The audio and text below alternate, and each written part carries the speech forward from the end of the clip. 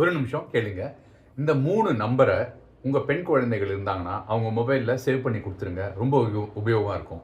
14417 இது பள்ளிகளில் ஏதாவது பிரச்சனைகள் ஆச்சுன்னா இந்த நம்பருக்கு பெண் குழந்தைகள் கூப்பிடலாம், அவங்களுக்கு உதவி தரப்படும் அப்படின்றாங்க. ரெண்டாவது 1098 இதுவுமே பெண்களுக்கான பாதுகாப்புக்கான, அவங்களுக்கு ஏதாவது வன்கொடுமைகள் நடந்ததுன்னா, ஏதாவது பிரச்சனை இருந்ததுன்னா இந்த நம்பருக்கு அவங்க கூப்பிடலாம்.